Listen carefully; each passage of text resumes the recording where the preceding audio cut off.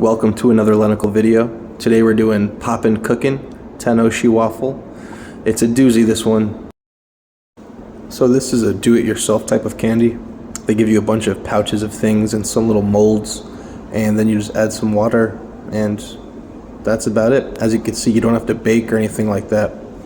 I've never done anything like it, but it looks really interesting and intricate, so let's give it a shot.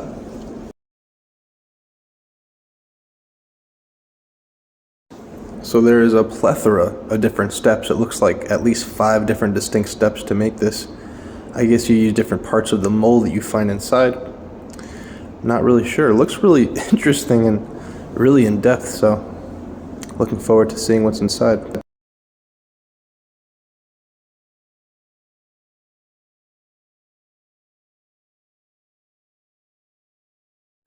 Wow, it comes with tons of stuff.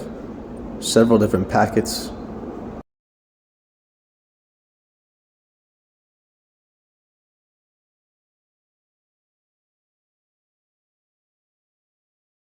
This one says cream dough powder.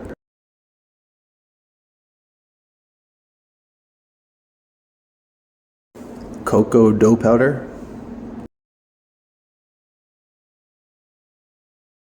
A second cream dough powder. Watermelon cream powder. Cranberry jelly powder.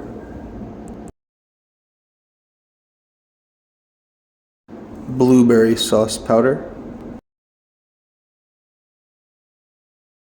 A small package of sprinkles with some candy hearts. Small plastic bag. Small pink plastic spoon. This container looks so interesting. I guess there's different compartments for different things. You're supposed to cut this part off so you can fill it with water.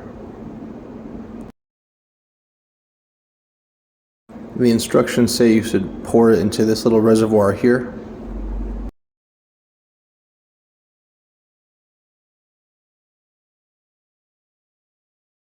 Then add 1 pack of the cream dough powder.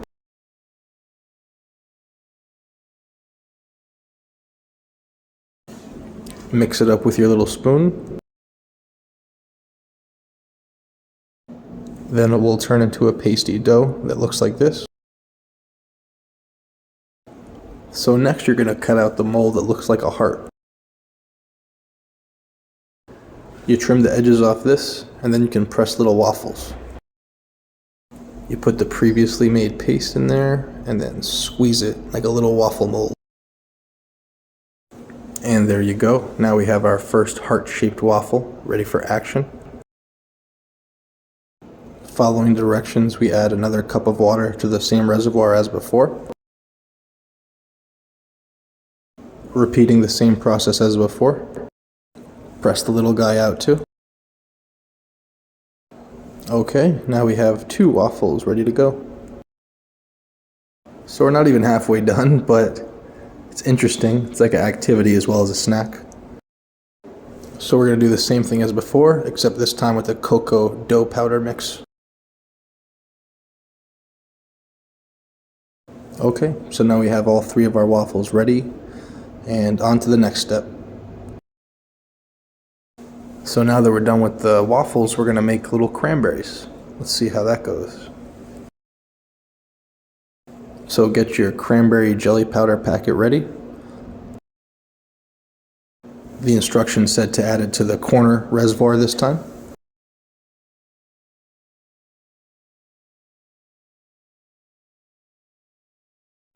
So you're supposed to mix it up and then pour it in this mold.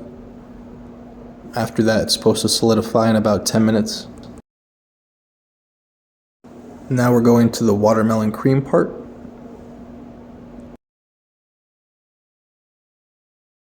So we added the water to the previous reservoir as before with the waffles. Then get your watermelon cream powder and add it to the water.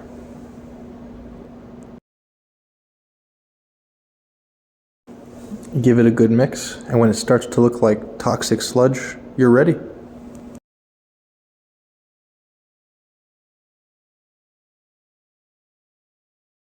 So now after about 10 minutes or so, you remove the larger piece of jelly from this little divot, and then you add water back in to make the last step. You get your blueberry sauce powder, add it in there like before.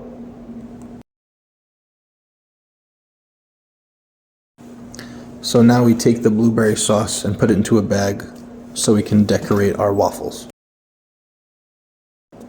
So put the sauce in the bag and then cut one of the corners so you can sort of use the bag like a little pipette. Now it is time to decorate your waffles however you see fit. You can cut the jelly if you want to make it into smaller pieces. Then I put 3 little dollops of the watermelon cream on each waffle, and followed that by little dottings of the cranberry jelly as well.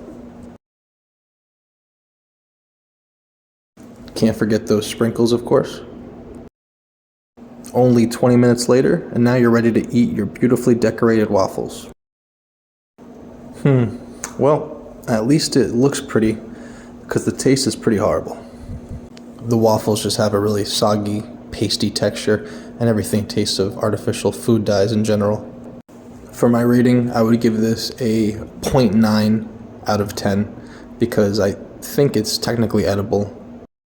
Definitely unique and interactive, might be fun for a kid to put together, but the taste is really, really horrible. Anyway, until next time, have a good one. Oh, and please like and subscribe if you can.